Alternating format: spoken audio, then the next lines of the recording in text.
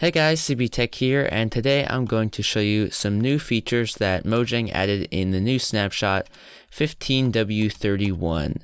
I'm currently running in 15W31C, which has a few different changes from 15W31A, which is the first one. So the first thing that we will look at here is the arrows.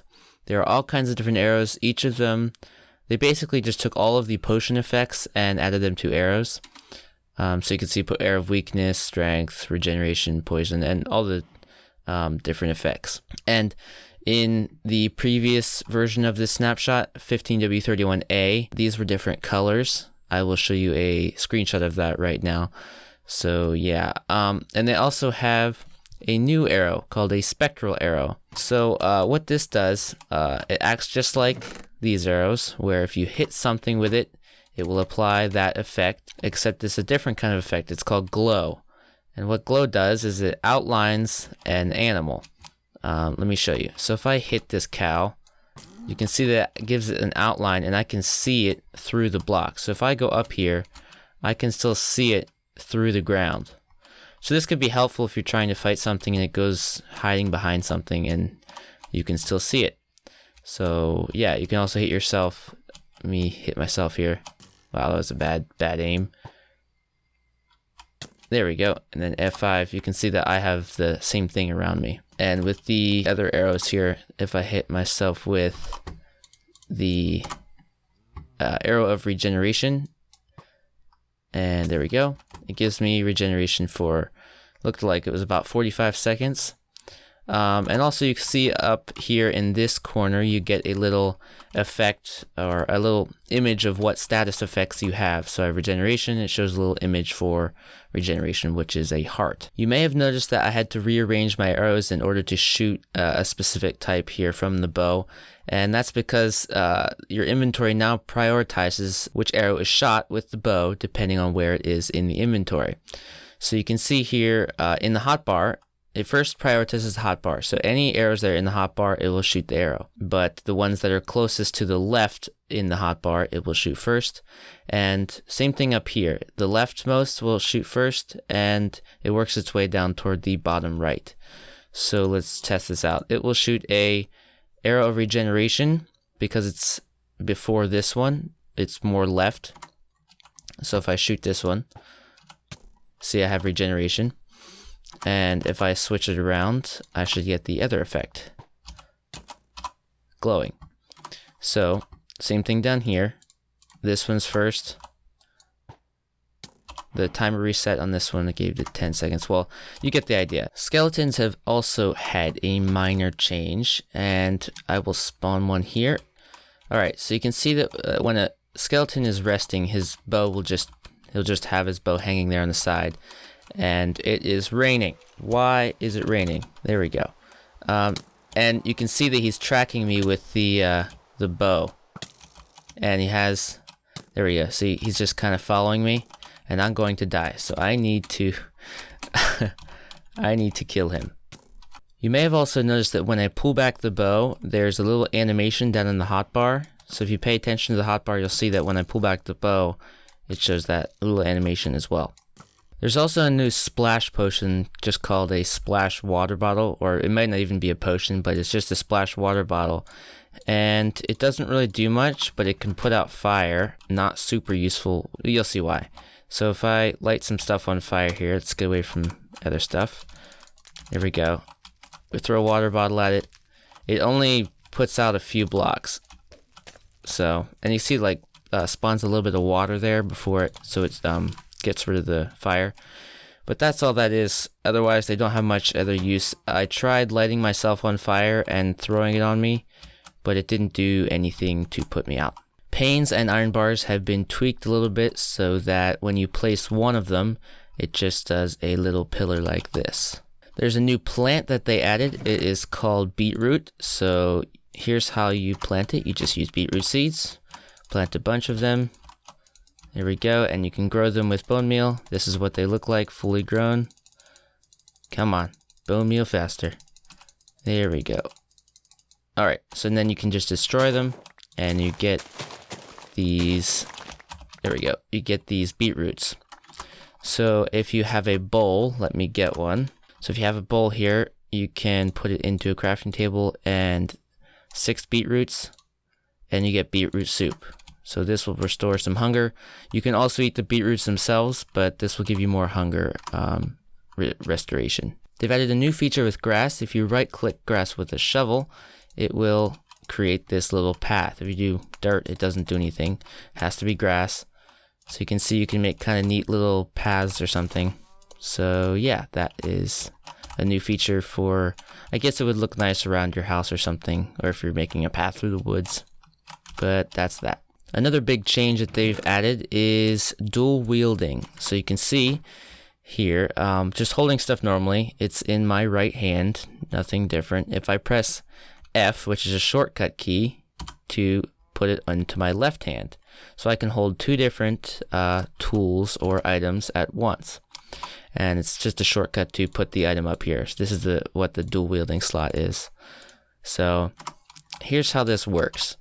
You have to have one item in one slot that does a left click function, and one item in the other slot that does a right click function.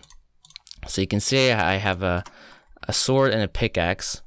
The pickaxe has a left click function. Can't speak. The pickaxe has a left click function to destroy blocks, and the sword also has a left click function as well as a right click function to block. So if you put these in separate slots, it doesn't work as well, because when you right click, the blocking works normally, but if you use your left click to destroy the blocks, it only uses the pickaxe. If I switch it around, press the F key, it only uses the right hand. It's a little weird, but it's useful if you want to do something like this. If I put the torch in the other slot, I can start digging blocks, and then as I'm mining, I can place a torch on the side without having to switch to a different slot. So it's kind of useful. You can also put a map on one side like this, switch it around maybe, and you can have a mini map while you're working normally. So that's kind of nice. And if you put it back in the middle here, it's big. On the side, it's just one. It's interesting how it works, but I'm sure they'll change it around to make it work a little bit more simpler. But that is dual wielding. If you put an arrow in the dual wielding slot, it will prioritize shooting that arrow with the bow over anywhere else in your inventory. So I've got an arrow of weakness here. It will shoot this one and not this arrow here. So if I shoot myself with it, see, I got weakness.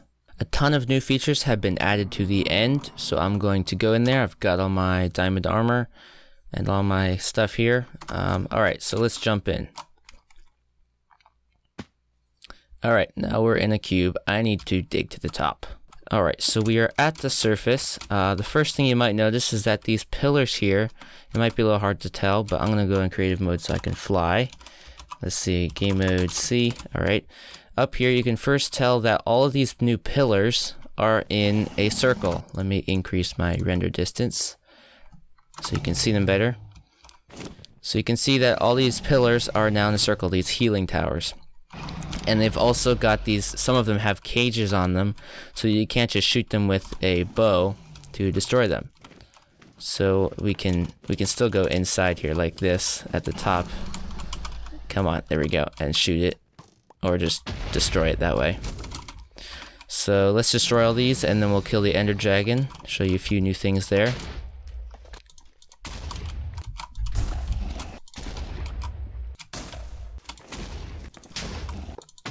Alright, here's the last healing tower. Boom. Alright, gone. Where's the Enderdragon at?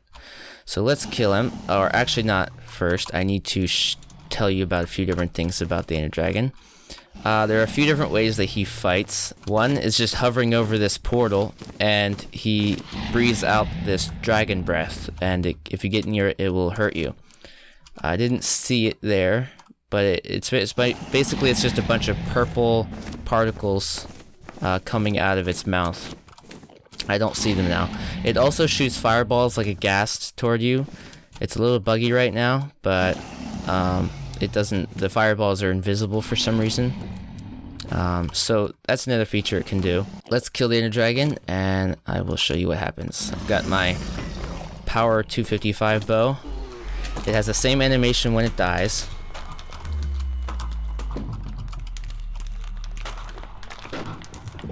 And you get all the experience. Yeah. So the portal appears here, and the egg spawns on top. You can also get the Enderdragon head. So if I go, I don't know if it's in the creative mode menu. Let's see. Let's search head.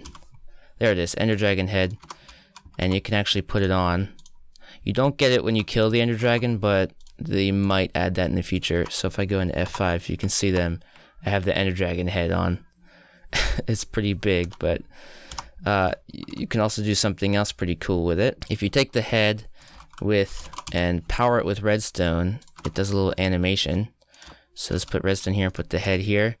It opens its mouth and it does this little thing here. So that's kind of neat. If you ever want to respawn the dragon in survival mode, you just have to build a clay structure in the form of a creeper face.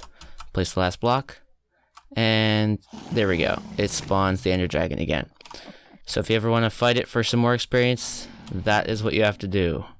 I have no idea if they're going to keep this feature in, but that option is there. And it just destroyed the portal.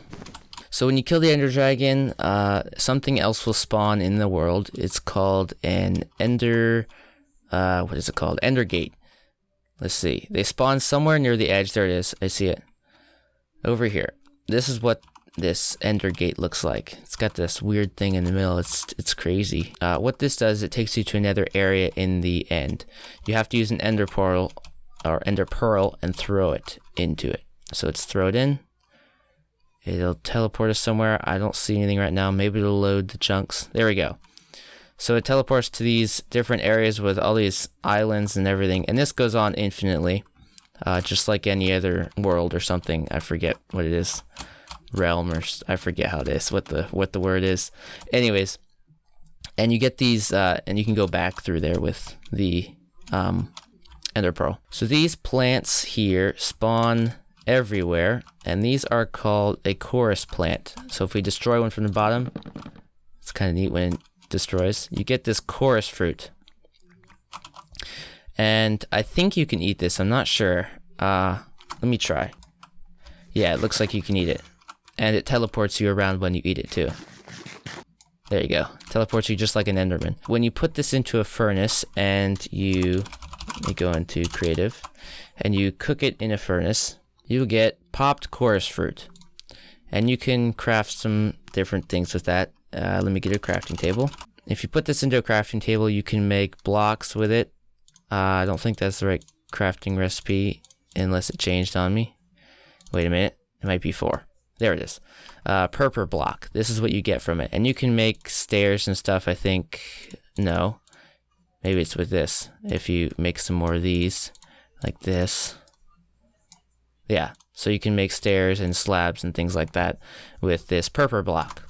So that's just another new type of block. Also on top of these plants is a Coarse Flour, and this can be planted in the overworld or if you want to, or here, but it needs to be planted on endstone, and it will grow just to like one of these plants. So if you walk around for long enough, you'll eventually come across these huge structures. These are called Ender Cities. So let's go inside it. I think you can go around some side here. Which side is Ender? There we go. And the first thing, you are looking at some mobs, but you may not realize it. These two things right here, this and this, they are a new mob. They act like blocks, but they move, as you can see. These are called shulkers, and what they do when you're in survival, they will launch these little projectiles at you. Let's go into survival. Here we go. Yep. And they kind of track you, these little projectiles. So when they hit you, they give you an effect called levitation, and you just start flying up. So it might not do much damage now, but it'll do more damage when it drops you. So I'm going to go back into creative, and I'm still floating up. Gotta give it a few seconds. Come on. There we go. Back down. and then they'll start shooting each other because one of the projectiles might have accidentally hit the other. Anyways, let's go inside, let those two fight. You can go up in here, and there's lots of levels here to explore. And when at the top here, let's go up top here. Alright, they've got these new lights. These are called end rods, so they act just like a torch, except they just look different. And so yeah, they're just another light source basically. They look kind of cool. So you can parkour up here all the way up. There's these shulkers everywhere. And there should be some chests, yes. And there's a lot of different loot. Most of it's going to be pretty good. So some diamond enchanted armor here. Let's see what else we get. Some more diamond enchanted armor and other stuff. What else? Then they also have, oh, there's some banners on here. That's kind of neat. So all these towers have, I guess they all have a bunch of different chests inside of them for loot and stuff. Any in here? Oh wow, that's really good. Yeah, this is some really good loot. And then it looks like over here there's like a ship-shaped thing. There's a beacon in there. Let's go just break in. So I guess this is an easy way to get a beacon, or maybe not easy, but another way to get a beacon in survival mode other than having to kill the wither. But yeah, that's really nice. And there's other chests here too with some more really good loot. These shulkers are going to be everywhere. In survival mode, it's probably going to be pretty difficult. And you also get a brewing stand back here with some potions. And that looks like it's about it for these Ender cities.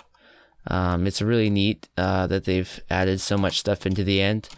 If you guys enjoyed this video, let me know if you want to see more Snapshot reviews in the future, and if you like this or not. And yeah, I will see you in a future video.